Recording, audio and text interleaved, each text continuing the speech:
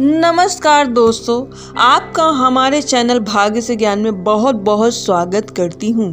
दोस्तों, तुलसी की पूजा 3 महिलाओं को कभी नहीं करना चाहिए, लगता है पाप। इन 3 महिलाओं को तुलसी के आसपास भी नहीं जाना चाहिए। दोस्तों, हिंदू धर्म के अनुसार, सनातन धर्म के अनुसार तुलसी के पौधे को सर्वश्रेष्ठ और पूजनीय माना गया है। शास्त्रों में बताया गया है, जिस घर में तुलसी का पौधा नहीं होता है वहाँ पे नकारात्मक निवास करती है, वास करती है। तुलसी न केवल धार्मिक रूप से बल्कि वैज्ञानिक रूप से भी बहुत ज़्यादा लाभकारी मानी गई है। तुलसी एक स्वयं में बहुत बड़ी औषधि है। दोस्तों, तुलसी 5 प्रकार की होती है।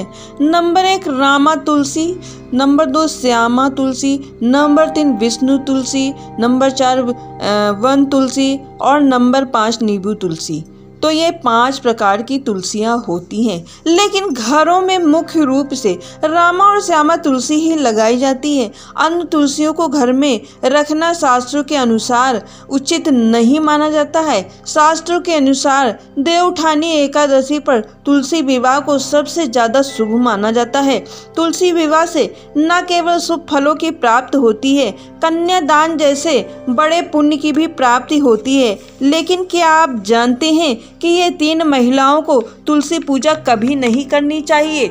ऐसा करने पर माता का अपमान होता है।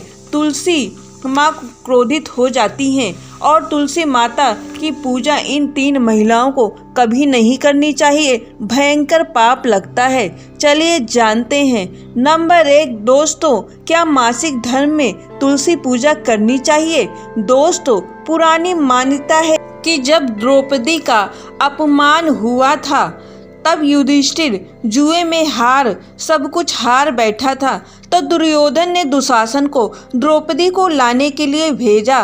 कहा जाता है कि उस समय द्रौपदी रजस्वला मासिक धर्म के दौरान थी। वो केवल अलग कमरे में रह रही थी।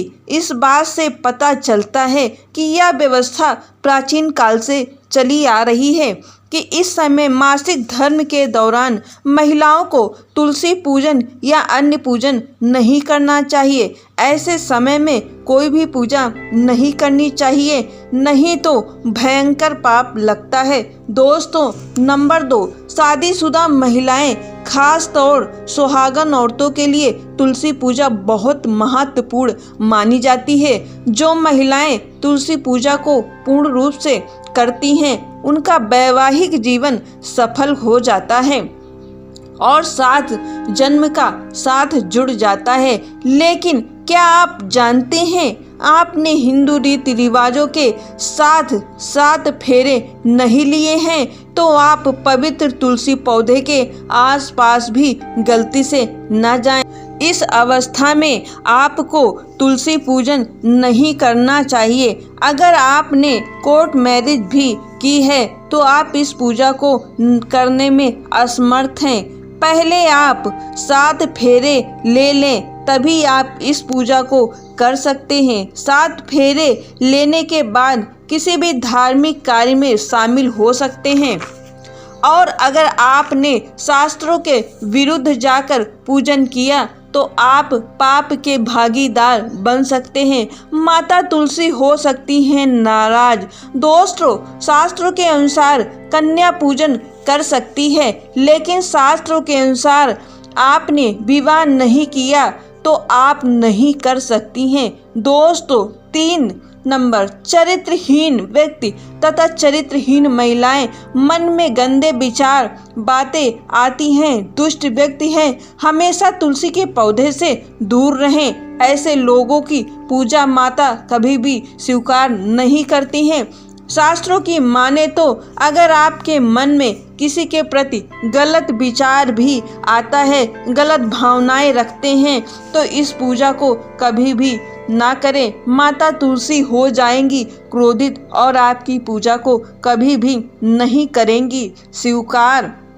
अगर आपका मन सच्चा है और माता की पूजा करेंगे तो माता आपकी पूजा को स्वीकार करेंगी।